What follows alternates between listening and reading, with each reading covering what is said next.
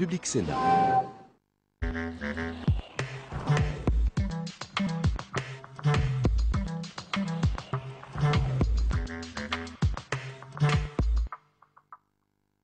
Bonjour à tous, merci de nous retrouver sur Public Sénat. Encore un rebondissement hier soir au Sénat à l'occasion de la nouvelle lecture du projet de loi de finances pour 2013. La gauche sénatoriale a préféré faire rejeter ce projet de budget en faisant voter une motion de procédure pour éviter que la droite ne fasse de l'obstruction et empêche l'adoption de ce texte dans les délais impartis par la Constitution. Alors dans un premier temps, la discussion générale avait commencé tout à fait normalement avant une courte suspension de séance. Ce matin, retour sur cette discussion mouvementée. Bonne matinée à tous. La séance est reprise et nous passons à la discussion de la question préalable. Monsieur François Rebsamen et les membres du groupe socialiste et apparentés ont déposé une motion distribuée sous le numéro 80 tendant à opposer la question préalable au texte en discussion. Je passe la parole à monsieur François Rebsamen pour la motion.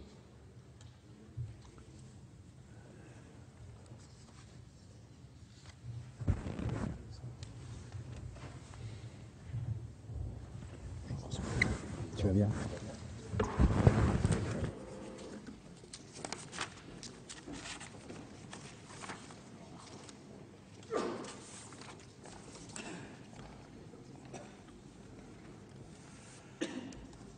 Monsieur le Président, Madame la Ministre, mes chers collègues,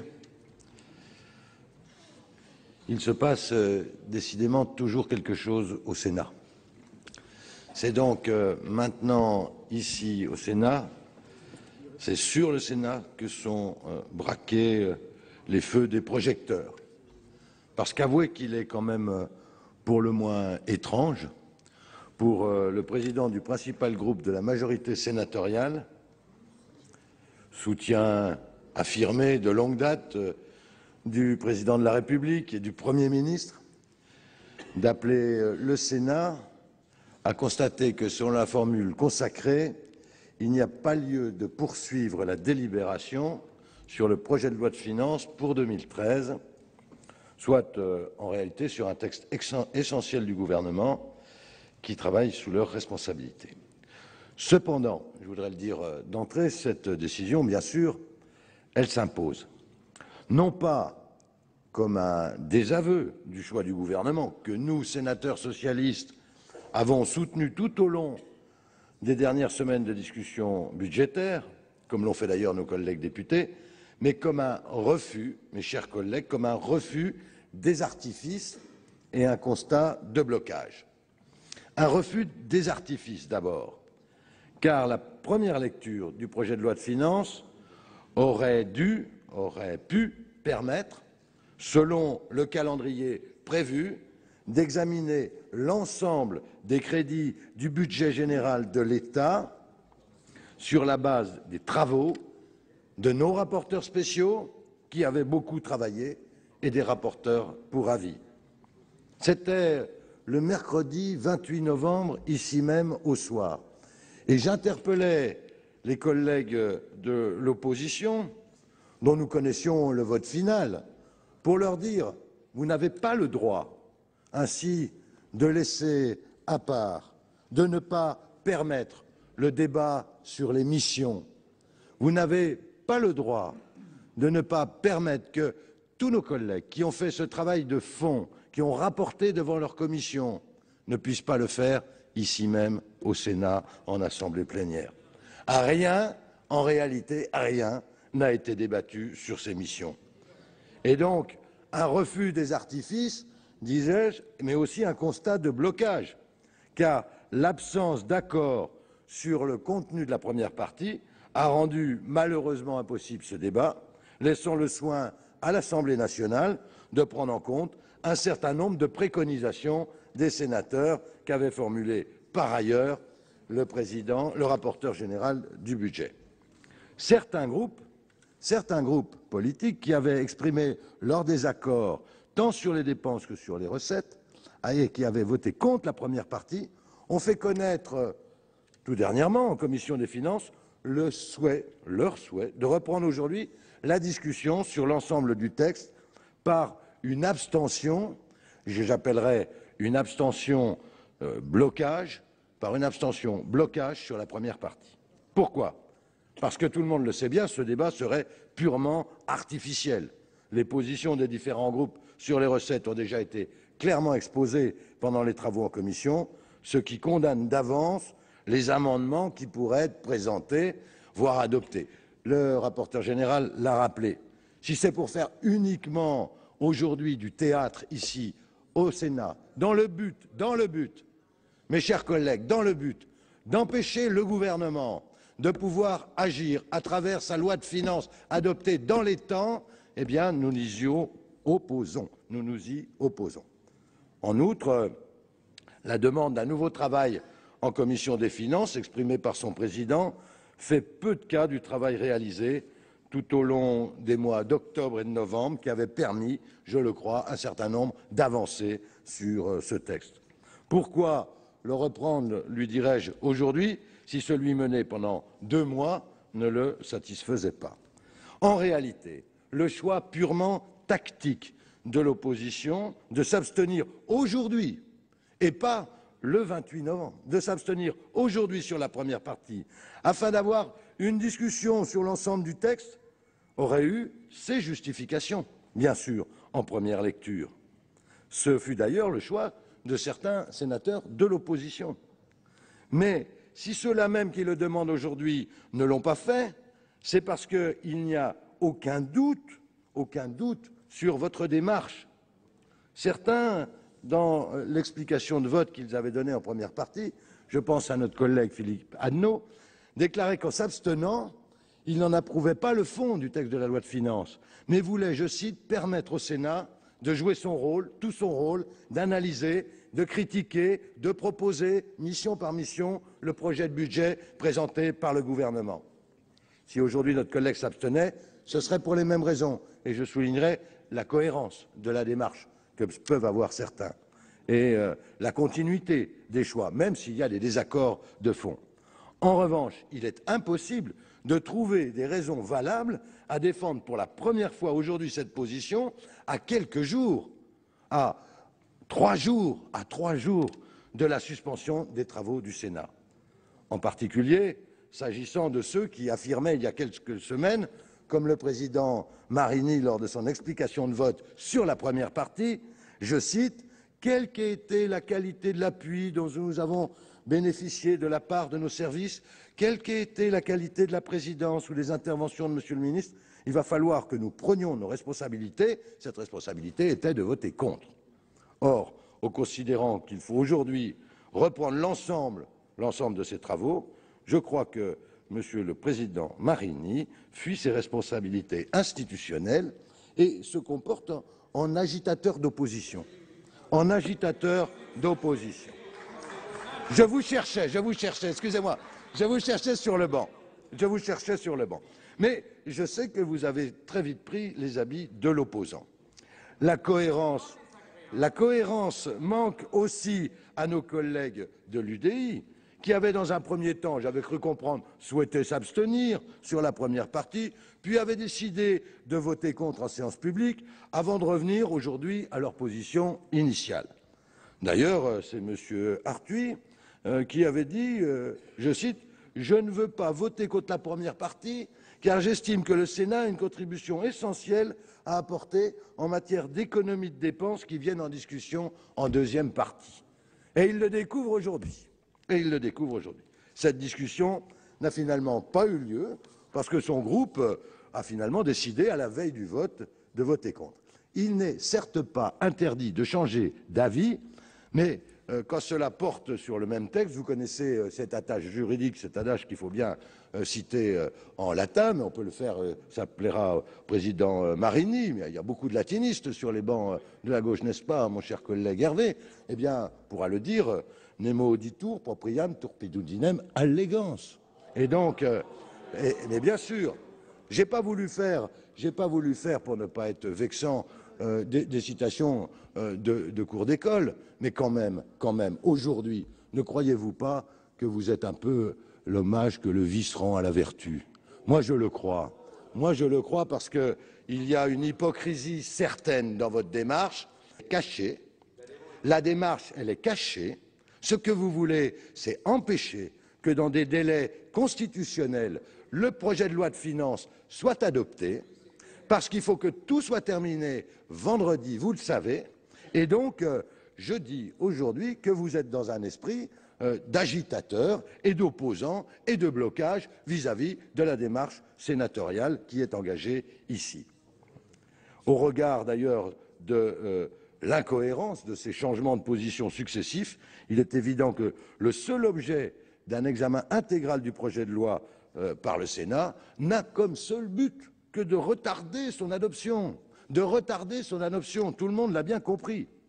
Or, le retard, notre collègue Arthuis l'évoquait tout à l'heure, mais pour d'autres raisons, le retard ainsi pris poserait une difficulté constitutionnelle réelle. Il ne s'agit pas que d'étudier les 21 amendements que vous annoncez vouloir déposer, des amendements de suppression d'ailleurs que nous connaissons par cœur. Il faudrait entendre, il aurait fallu entendre les rapporteurs spéciaux qui avaient fait un travail de fond. Il fallait entendre quand il était temps pour peser sur l'Assemblée nationale, pour peser sur les choix que nous défendions, d'entendre aussi les rapporteurs pour avis. Or, le retard pris aujourd'hui me renvoie tout simplement à l'article 61, qui permet certes un examen accéléré du texte par le Conseil constitutionnel, mais impose de laisser à celui-ci un délai de 8 jours.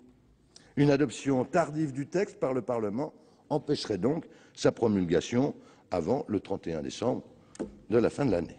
Et donc, c'est arrivé à un de vos collègues, il a mal fini d'ailleurs.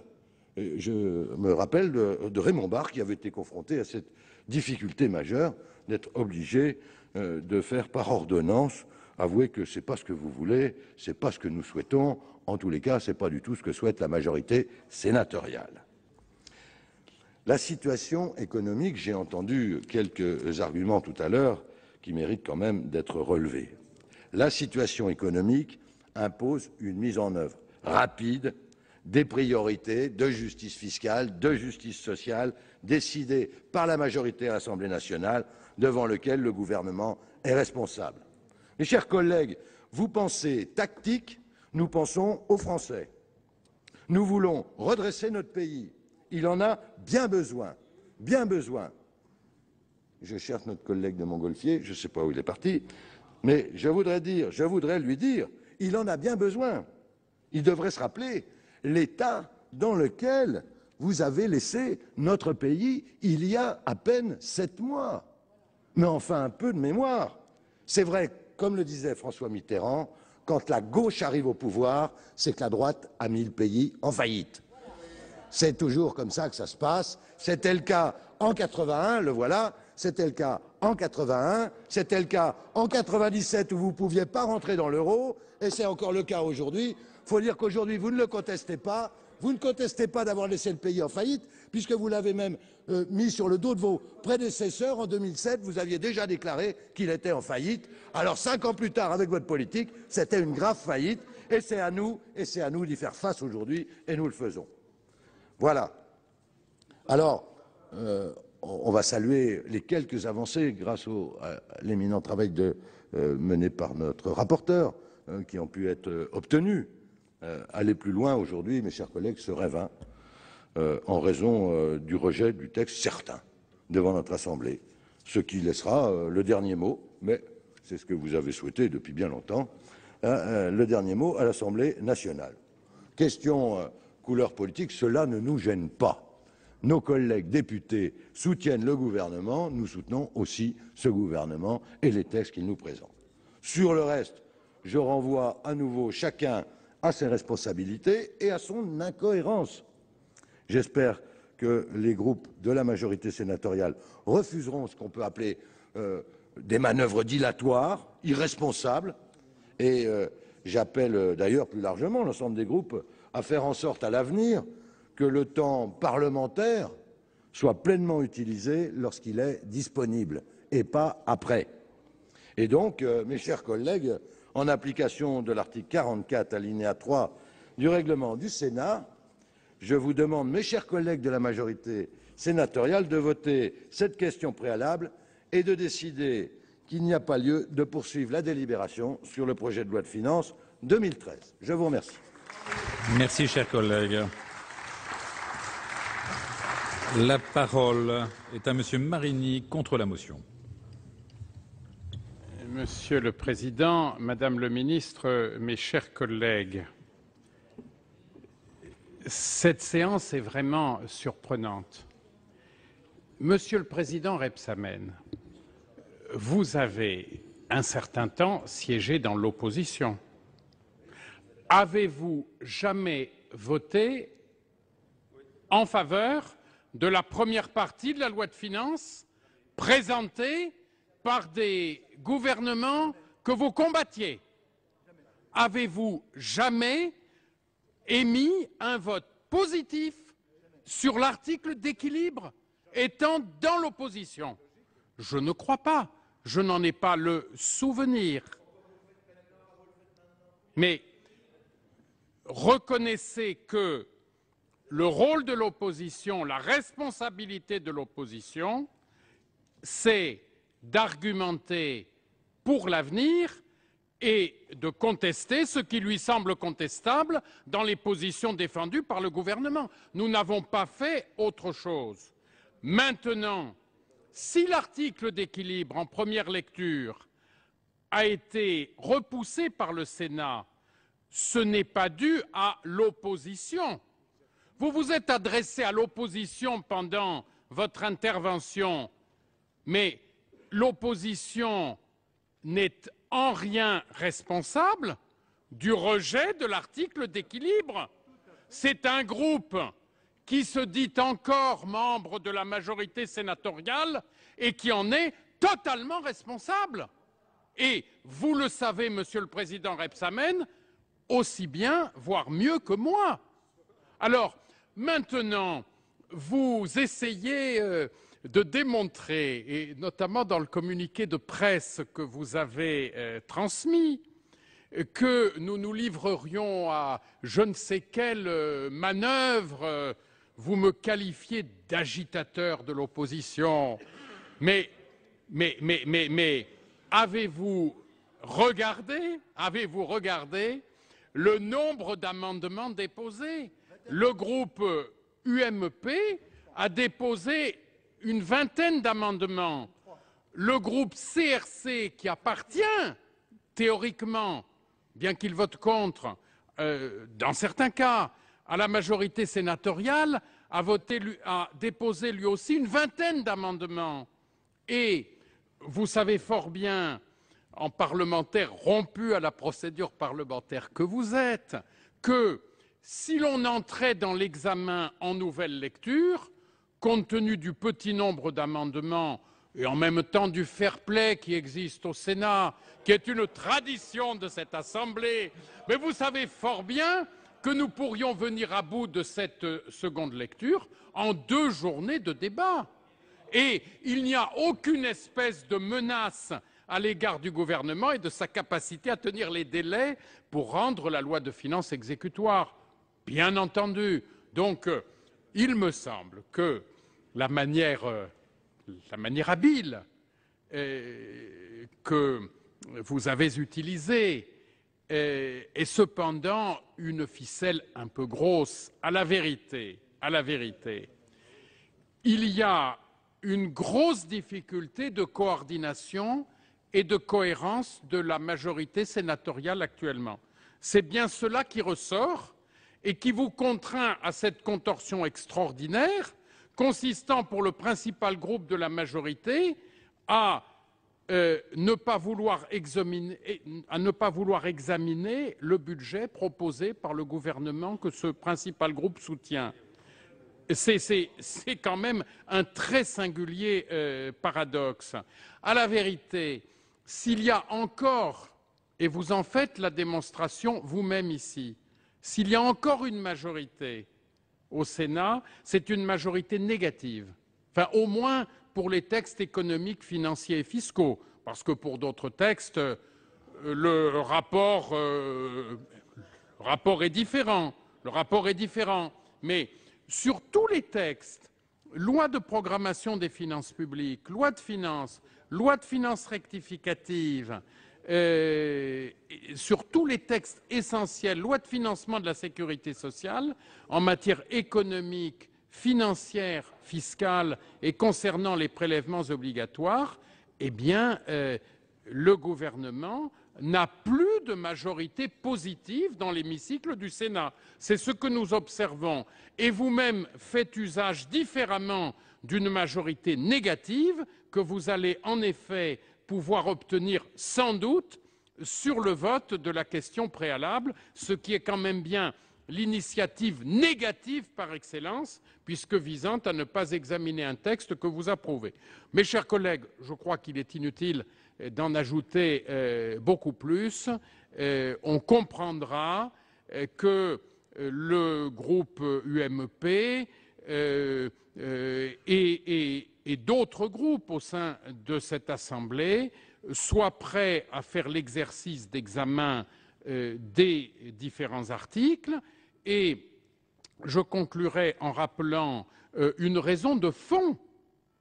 C'est le fait que le gouvernement lui-même a introduit en nouvelle lecture à l'Assemblée nationale un nombre important d'amendements, en particulier en ce qui concerne les collectivités territoriales. La péréquation des ressources des départements, en effet, est substantiellement modifiée par cette initiative du gouvernement qui est intervenue en nouvelle lecture à l'Assemblée nationale.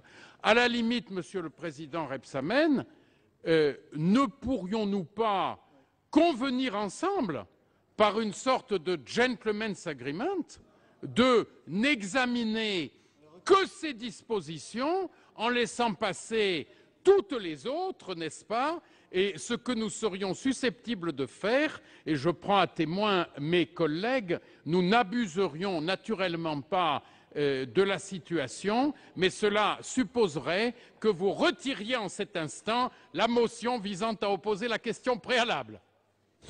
Merci, chers collègues. Je vais donc demander l'avis de la Commission. La parole est à Monsieur le rapporteur général.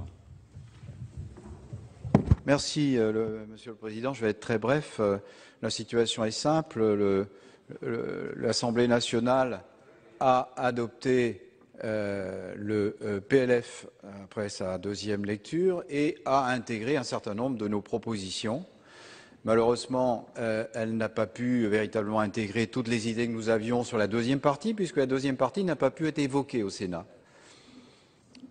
Nous avons perdu 13 journées de travail dans cet enchaînement d'examen des lois de finances et de l'ensemble des lois de programmation depuis cet automne. 13 journées de travail ont été perdues par le fait que la première partie n'a pas été votée ici au Sénat.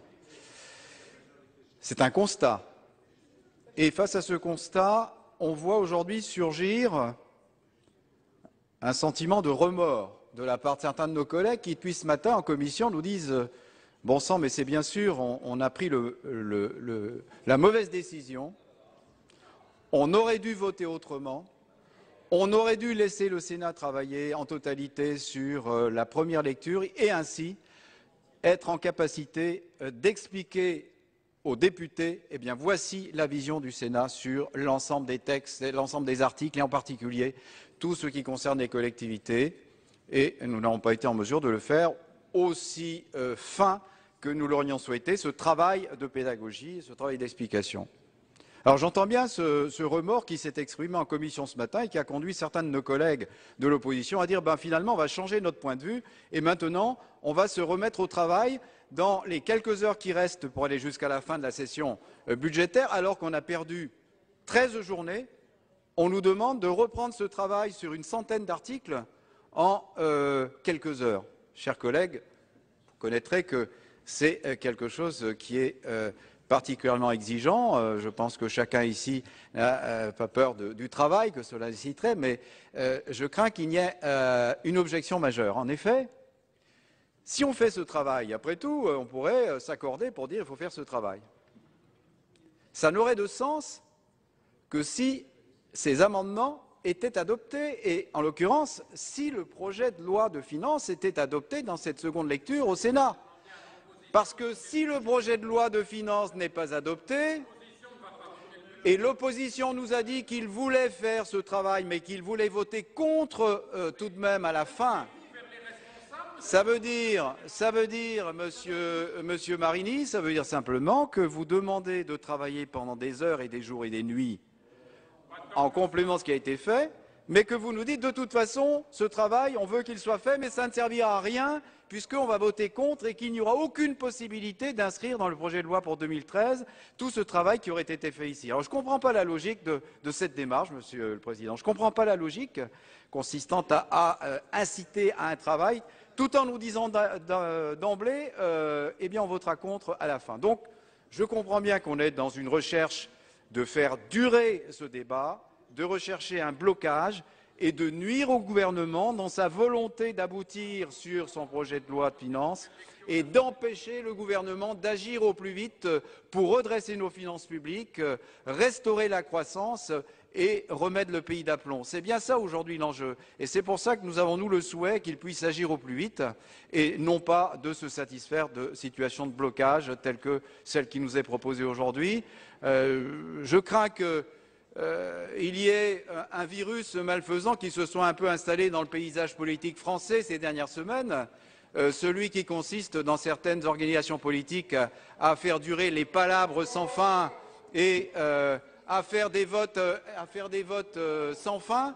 Je crains qu'il ne faille pas accepter que le Sénat se fasse inoculer ce virus et qu'au contraire nous ayons le sens de l'efficacité et que nous nous opposions à la démarche qui est la vôtre. Il faut voter cette motion, c'est l'avis de la Commission, elle s'est prononcée à 23 voix contre 13. C'est incontestable et donc c'est le compte-rendu que j'en fais à l'ensemble de nos collègues en les incitant à voter la motion défendue par François Rebsamen. Merci, monsieur le rapporteur général. La parole est à madame la ministre pour avoir l'avis du gouvernement. Monsieur le Président, je crois que le président Rebsamen a très clairement dit les choses. La motion présentée répond à une démarche d'obstruction. C'est bien de ça dont il s'agit, qui vise à retarder l'adoption d'un texte en prolongeant un débat de manière stérile qui ne pourra pas aboutir. Le rapporteur général vient de le rappeler. Donc cette motion, elle est nécessaire pour assurer une adoption rapide du projet de loi de finances par le Parlement dans les délais constitutionnels. Donc son dépôt est un acte de responsabilité et je remercie la majorité sénatoriale de le faire. Le gouvernement apporte son soutien plein et entier et donc cette motion doit être votée. J'ajoute que le rapporteur général François Marc a rappelé tout à l'heure dans le débat général que le Sénat a, malgré le rejet de l'ensemble, a apporté sa contribution, soit qu'elle ait été reprise à l'Assemblée nationale. Donc il a pris sa place, toute sa place, dans l'élaboration de cette loi de finances qui reprend nombre de ses propositions. C'est à la majorité de permettre la promulgation de ce texte et surtout sa mise en œuvre, car vous pouvez avoir des différences d'appréciation, mais le sens, c'est celui de la justice sociale et la majorité sénatoriale le partage, cet objectif. Merci Madame la Ministre. Nous en arrivons donc aux explications de vote. Je rappelle qu'il y a un représentant par groupe. La parole est à Monsieur Labbé pour le groupe écologique.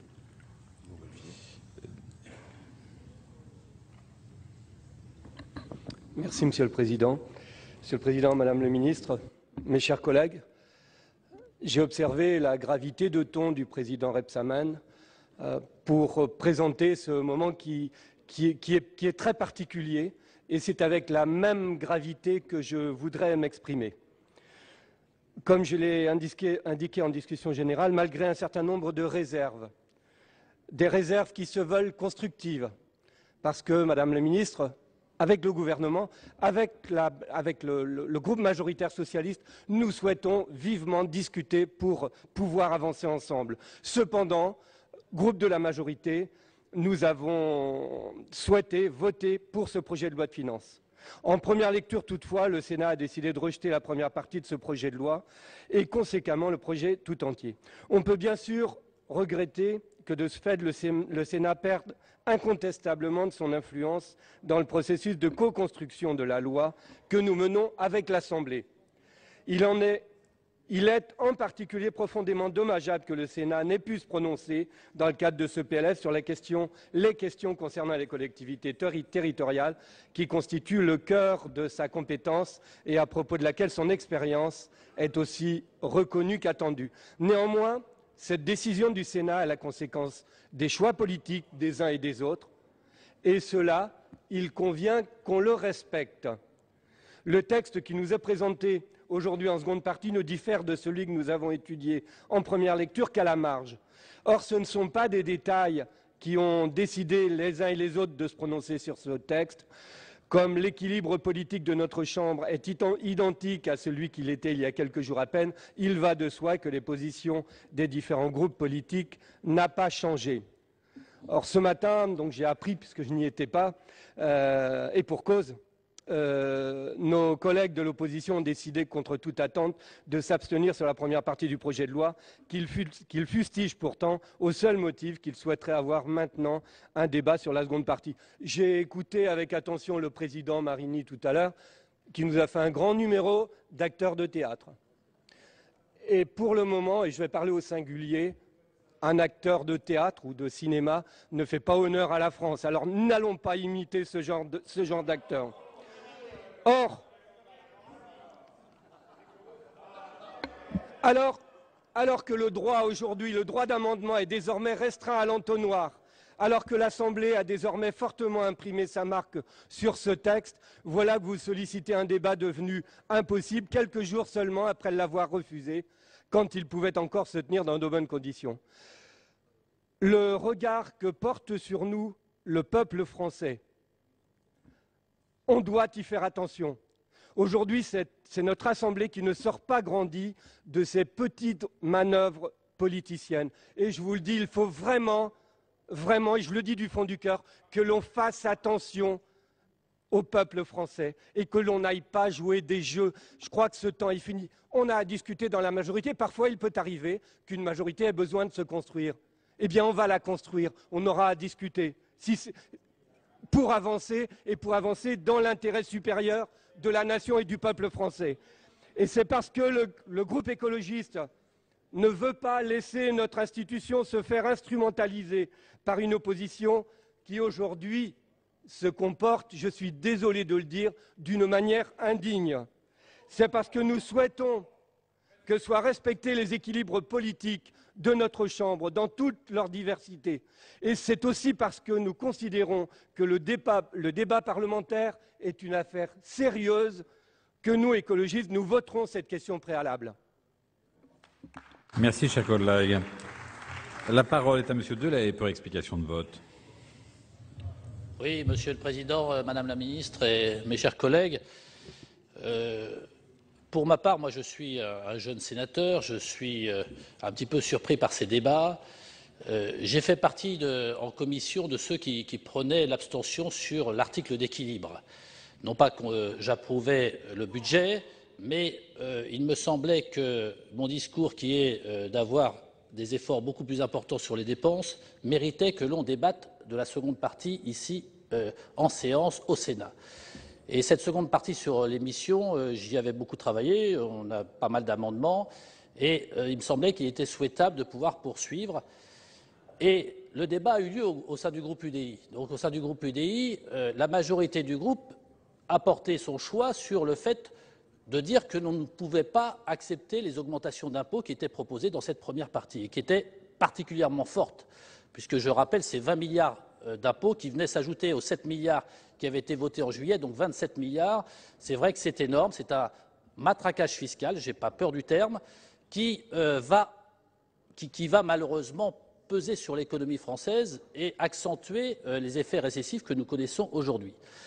Et donc, nous ne pouvions pas l'accepter, donc nous avons décidé de voter contre. Ce qui nous a surpris, c'est qu'il n'y ait pas de majorité au sein de ce Sénat. Parce que, comme l'a dit le président Marini tout à l'heure, ce n'est pas nous, ce n'est pas l'UDI, ce n'est pas l'UMP qui ont fait que cette première partie n'a pas été votée. C'est le groupe communiste qui a voté avec nous contre cet article d'équilibre. Donc à partir de là, effectivement, on n'a pas pu discuter de la deuxième partie. Et cette deuxième partie sur les dépenses, elle a été bien sûr examinée par nos collègues députés qui ont modifié certaines choses, un peu à la marge, je l'avoue, mais à la marge sur les collectivités territoriales. Et je pense que nous pourrions nous entendre. Il ne s'agit pas ici de vouloir un blocage de l'institution ni de faire une bataille d'amendements et d'arrière-garde, je dirais. Simplement, nous aimerions pouvoir discuter d'un certain nombre de points. Donc, on peut s'engager ici, si vous retiriez cette question préalable, nous pourrions nous engager à ne discuter que de certains points et aller très vite sur le reste. Et nous retirerions nos amendements, ils ne sont pas très nombreux, on peut retirer ces amendements et faire en sorte que l'on montre du Sénat une bonne image, une image de gens sérieux, qui travaillent sur le fond et notamment vis-à-vis de nos collectivités territoriales. Je vous rappelle que nous avons reçu les simulations qui sont issues des décisions qui ont été prises à l'Assemblée nationale il y a quelques minutes. Donc on a à peine eu le temps de se plonger dedans. Donc ça mérite qu'on fasse un travail sérieux, pas la peine d'aller reprendre toutes les missions et toutes les propositions que nous aurions pu avoir en diminution de dépenses sur les missions, mais que nous travaillions sérieusement sur les collectivités territoriales, ça me paraîtrait une bonne chose. Donc moi je suis surpris de cette question préalable qui vient du groupe qui soutient le gouvernement, qui va nous priver d'un débat qui me paraît intéressant. J'étais prêt à travailler quelques heures, quelques jours supplémentaires ici au sein de cette institution et je pense que mes collègues UDI aussi. Donc tout cela étant dit, je pense que vous avez conclu de vous-même que nous voterons contre cette question préalable et nous espérons qu'elle sera repoussée. Merci, chers collègues. La parole est à Madame Beaufils pour explication de vote. Monsieur le Président, Madame et Monsieur le Ministre, chers collègues, j'observe que la procédure choisie par le groupe socialiste n'est ni nouvelle ni originale. Un projet de loi d'habilitation bien connu déposé à l'automne 1995 avait fait l'objet d'une procédure identique en vue de pouvoir entrer plus rapidement en application. Nous ne sommes donc pas dans une situation totalement inédite, quand bien même ce n'est pas le même type de texte, puisqu'à l'époque, ce qui était en jeu, c'était les ordonnances Juppé sur la sécurité sociale, ce qui quand même n'était pas un mince sujet. L'adoption de la motion conduit donc à une conclusion plus rapide des débats sur cette loi de finances 2013, à tout le moins au sein de notre Sénat, où le texte avait été rejeté suite à la non-adoption, je la rappelle, de la partie recettes. Mais son caractère éminemment défensif ne doit pas faire oublier quelques-uns des éléments essentiels du débat. D'une part, une difficulté, pour ne pas dire plus, du gouvernement et du ministère des Finances en particulier, à faire preuve, nous semble-t-il, de l'audace nécessaire en ces temps difficiles pour conduire une authentique réforme fiscale durable et profondément progressiste, s'inspirant à la fois de ce qui fut accompli ici l'an dernier et sachant faire la part des choses. Ce choix de réforme fiscale ne peut se résumer, selon nous, par un partage du poids de l'effort entre ménages et entreprises. C'est bel et bien faire le choix de mettre un terme aux inégalités fiscales les plus évidentes et uniquement à celles-ci. La plus-value, mes chers collègues, et je ne vous renvoie pas ici à la lecture des grands classiques, c'est d'abord le produit du travail des salariés avant d'être généré par l'imagination débordante de l'entrepreneur, et il est juste que son éventuelle fiscalisation revienne au bénéfice de tous.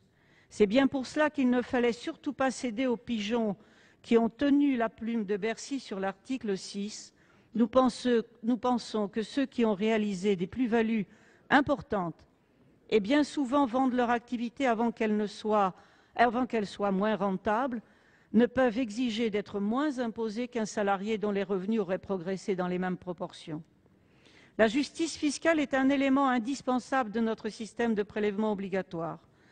Nous ne pouvons décidément accepter que certains continuent, sans que la moindre preuve du bien-fondé de la chose n'ait jamais été apportée, à revendiquer une baisse des dépenses publiques, et vous venez de le refaire à nouveau, Monsieur Delahaye, pour retrouver l'équilibre budgétaire exigé par le mécanisme européen de stabilité qui a été voté dans cette Assemblée sans notre participation. Vous savez combien les services publics sont indispensables à la vie des plus modestes. Tout le monde a reconnu en 2008 que ces dépenses publiques, ces services publics, avaient permis à la France de mieux passer le cap que d'autres pays qui n'ont pas ces outils à leur disposition. Il suffirait que vous renonciez à l'un des aspects les plus discutables du traité fondant l'Union européenne, l'interdiction pour les États de l'Union de se refinancer auprès de la Banque centrale européenne, pour que nous puissions faire immédiatement l'économie de plusieurs milliards d'euros d'intérêts versés aux marchés financiers, en ramenant le coût apparent de la dette publique au niveau du taux directeur de la BCE. Imaginez, messieurs qui demandez la deuxième lecture, ce que serait une dette de 1 300 à 1 400 milliards d'euros supportant un coût moyen autour de 0,75 ou 1% d'intérêt au regard des 48 milliards d'euros que nous y consacrons aujourd'hui. Aussi, quand le groupe EMP veut nous proposer de discuter pour présenter des amendements pour soi-disant répondre au traité de stabilité européen, j'aurais dû dire le groupe EMP et le groupe UDI, nous savons, comme vous l'avez déclaré bien souvent pendant les débats, que ce n'est pas le choix que vous ferez. Quant à la dépense publique, vous voulez la réduire encore plus. Quand la limitation de la création monétaire n'empêche ni la récession économique ni les dévaluations de fait, il convient de s'interroger. Évidemment, c'est compliqué quand on est partisan convaincu de cette construction européenne appuyée sur la concurrence entre les pays et non sur la coopération. En même temps, il est toujours plus commode et facile de crier haro sur le baudet fonctionnaire ou allocataire social que de s'attaquer à la rente des marchés financiers. Aussi, l'abstention du groupe EMP envisagée sur les recettes pour cette deuxième lecture ne serait en rien liée à une amélioration du texte dans le sens attendu par notre groupe. En tout état de cause, nous voterons cette question préalable, quand bien même nous étions parfaitement disposés à examiner plus avant les arguments invoqués par les uns et les autres pour étayer leur position.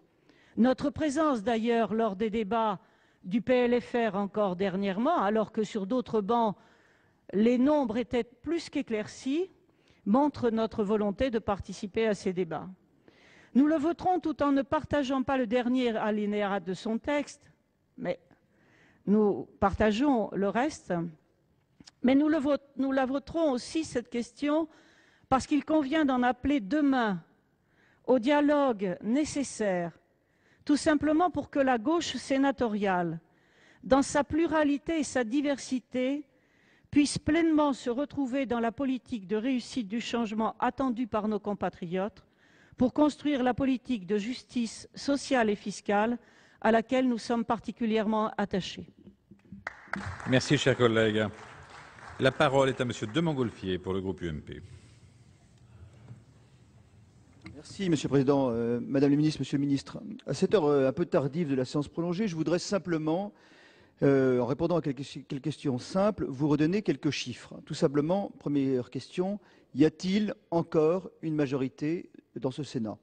La réponse, nous l'avons eue, oui, une majorité négative.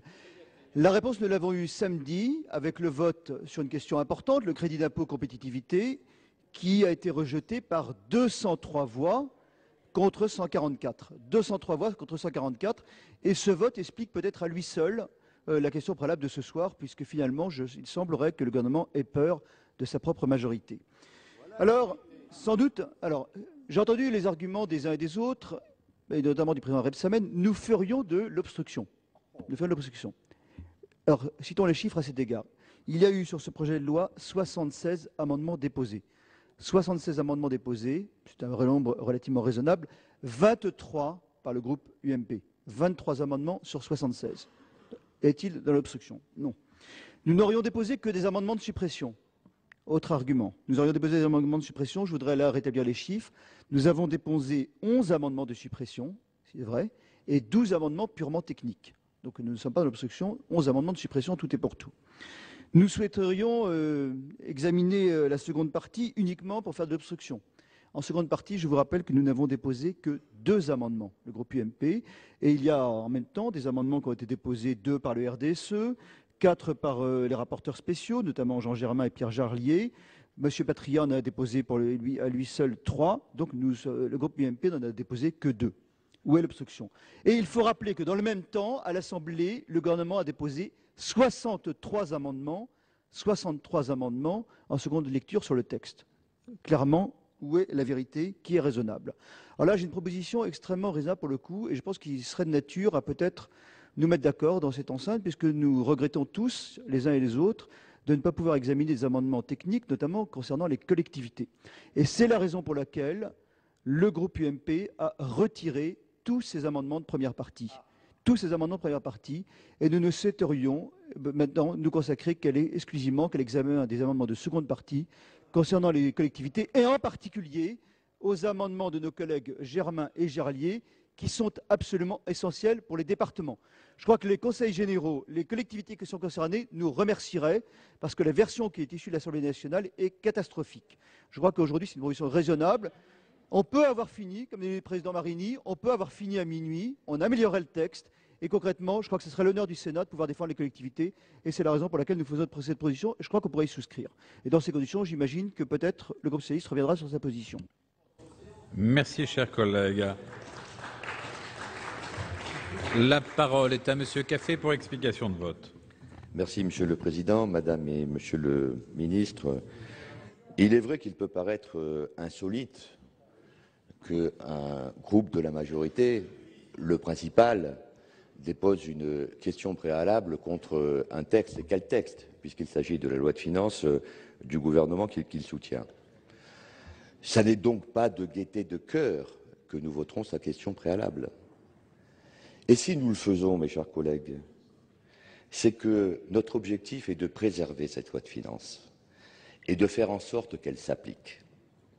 Et si nous voulons que cette loi de finances s'applique, c'est parce que nous sommes convaincus qu'elle sera utile aux Français.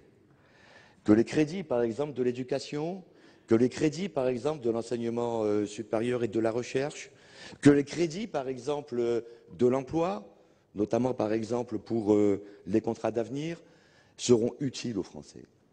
Si nous voulons que cette loi de finances s'applique, c'est que nous sommes convaincus que la stratégie que ce texte incarne est la bonne pour le redressement du pays.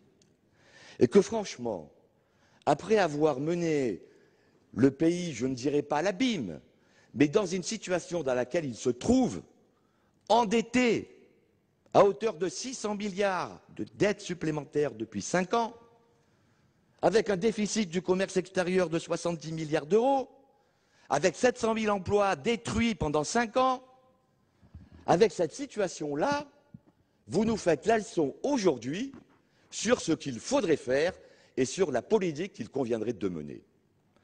Eh bien non, je le répète, nous avons véritablement l'intention que cette loi de finances s'applique, et ma foi, qu'elle soit adoptée par le Sénat ou que finalement elle soit adoptée par l'Assemblée nationale, bien évidemment c'est regrettable qu'elle ne soit pas adoptée par le Sénat et que nous ne puissions pas en discuter, notamment de la deuxième partie, mais ce qui nous importe à nous, c'est le redressement du pays et de faire en sorte que les Français puissent bénéficier de cette loi de finances, et notamment, j'ai parlé des crédits, et notamment renouer avec la justice fiscale, parce qu'ils en ont bien besoin. Alors, nous sommes dans une situation où la droite fait semblant de découvrir ce qui s'est passé depuis que nous discutons. On nous dit aujourd'hui « Ah bon? Ah mais ça c'est incroyable !» Mais on ne savait pas du tout en fait que la première partie allait être rejetée, que les recettes n'allaient pas être adoptées. Ah bon? Mais on ne savait pas du tout que le budget ne serait pas accepté. Vous le saviez parfaitement. Cela avait été énoncé dès la discussion générale par les orateurs des groupes. Vous connaissiez parfaitement de la situation et vous avez pris vos responsabilités en connaissance de cause, c'est-à-dire renoncer à discuter de toutes les dépenses, renoncer à discuter de tous les crédits et renoncer à discuter en particulier, renoncer, mais cessez de m'interrompre, Monsieur Marini, je vous ai écouté avec beaucoup d'attention, et renoncer en particulier à ce qui fait peut-être la spécificité du Sénat, c'est-à-dire l'examen des collectivités territoriales, des dotations aux collectivités territoriales, des dotations de péréquation et des mécanismes de péréquation. Et maintenant, vous constatez évidemment un peu tard, alors que vous avez pris vos décisions en connaissance de cause, que l'Assemblée nationale, et j'en conviens avec mon collègue Gérard Miquel, que l'Assemblée nationale a pris quelques décisions que nous aurions pu amender. En réalité, le but que vous poursuivez n'est pas celui-là. Le but que vous poursuivez depuis maintenant quelques heures, après avoir totalement changé d'avis, c'est de mener un débat de manière à ce que nous sortions des délais constitutionnels. Et excusez-moi, je vous le dis, nous ne prendrons jamais ce risque. Nous ne prendrons jamais ce risque parce que, je le répète, et ce sera ma conclusion, nous voulons que ce budget s'applique parce que nous voulons que la France renoue avec la justice sociale et nous voulons que ce budget soit véritablement le premier élément du redressement du pays. Merci, cher collègue. La parole est à Monsieur Collin pour le groupe RDSE. Oui, rapidement, il est tard. Il est surtout trop tard, me semble-t-il, pour refaire le match. J'ai eu l'occasion à plusieurs reprises, ici même, de dire l'immense frustration de notre groupe de ne pas avoir pu examiner la deuxième partie du projet de loi de finances pour 2012. Je ne vais pas y revenir, ça a été dit sur tous les bancs et rappelé. Il est bien dommage d'ailleurs, et même dommageable, que le Sénat n'ait pas pu suffisamment enrichir ce texte, et ce dans l'intérêt de nos concitoyens, mais aussi dans l'intérêt de nos collectivités, ce vient encore d'être rappelé. Je crois aussi dans l'intérêt de l'image de notre Assemblée. Aujourd'hui, certains nous proposent en quelque sorte de revenir en arrière. Je crois que cela n'est pas sérieux. Nos équipes de collaborateurs, depuis quelques semaines, depuis quelques mois, ont beaucoup travaillé, ainsi que nos rapporteurs spéciaux qui avaient préparé l'examen des missions, ce qui aurait été très, très utile, bien sûr. Et nous ne sommes pas prêts, à l'évidence, à un nouveau marathon. Si j'ose dire, nous sommes un peu fatigués, même un peu émoussés. Donc, je me range très volontiers aux arguments développés par François Rebsamen dans présentant cette motion tendant à opposer la question préalable. Donc, notre groupe votera sans état d'âme cette motion mettant un terme à ce psychodrame. Je vous remercie. Merci, cher collègue. Je consulte donc le Sénat sur la question préalable opposée par M. François Rebsamen et les membres du groupe socialiste et apparentés, et dont l'adoption aurait pour effet d'entraîner le rejet du texte en discussion. Je vous rappelle donc que ceux qui souhaitent voter pour la question préalable remettront au secrétaire un bulletin blanc, ceux qui souhaitent voter contre remettront un bulletin bleu, ceux qui souhaitent s'abstenir remettront un bulletin rouge. Le scrutin sera ouvert dans quelques instants.